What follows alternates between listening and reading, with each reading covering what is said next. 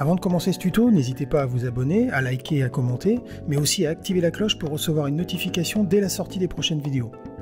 N'oubliez pas que la chaîne a besoin de vous, alors n'hésitez pas, si vous le pouvez, à nous soutenir en cliquant sur le lien donation dans la description de cette vidéo. Merci à toutes et tous par avance. Bonjour à toutes et tous, je vous avais présenté dernièrement l'excellent utilitaire PlugSearch en version 3 de l'éditeur Speakerfood. Mais un autre outil que je qualifierais d'essentiel et baptisé Gain Control me semble être l'outil idéal, que vous ayez d'ailleurs PlugSearch ou non. Grâce à lui, vous allez, à l'aide de raccourcis entièrement configurables, pouvoir ajuster très simplement le gain d'une région, mais aussi faire des fondus entrants-sortants, que ce soit individuellement ou simultanément, et même modifier la courbure de fondu à votre convenance. Le tout en un clin d'œil. Mais voyons cela dans le détail. Comme vous pouvez le constater sur la capture d'écran juste ici, chaque raccourci correspond à une action spécifique. Alors on va pouvoir ajuster le gain de notre région audio, notre piste audio, en utilisant le raccourci qui convient. Alors ici c'est tout simplement par défaut CTRL SHIFT, flèche du haut ou flèche du bas, donc flèche du haut pour augmenter le gain, flèche du bas pour le baisser, et on peut même resetter les modifications en utilisant le raccourci CTRL SHIFT B.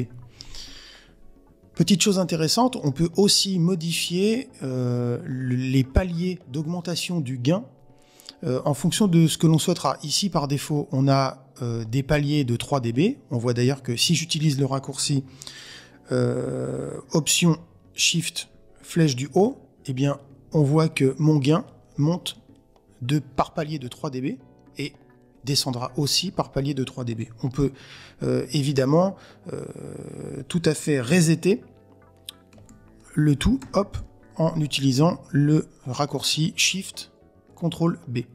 Mais on peut aussi faire des fade in, des fade out très facilement.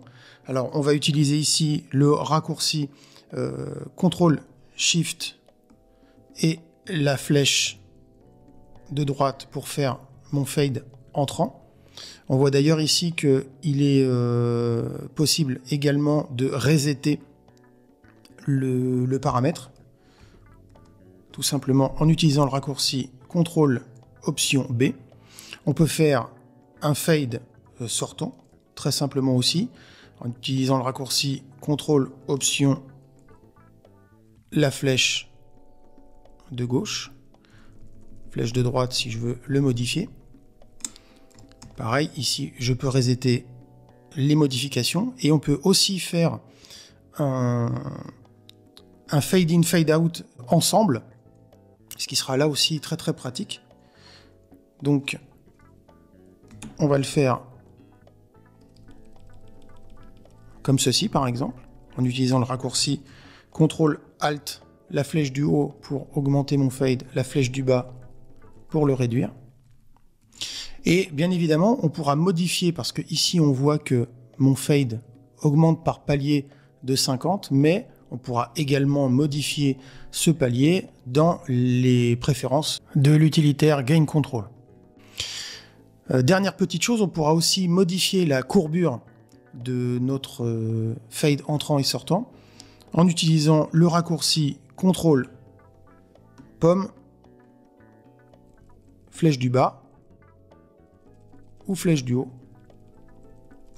comme vous le souhaiterez. Donc un outil qui est vraiment très très utile une fois qu'on y a goûté. Malheureusement, après on peut plus du tout s'en séparer. Je trouve que seul ou accompagné de PlugSearch, on a vraiment deux outils qui sont vraiment faits pour vous faire gagner un temps certain et qui amélioreront considérablement votre workflow et vous permettront de consacrer plus de temps à faire de la musique. Petit détail, Gain Control n'est facturé que 10 $, donc très franchement à 10 $, ne réfléchissez même pas, c'est vraiment un achat que vous ne regretterez absolument pas.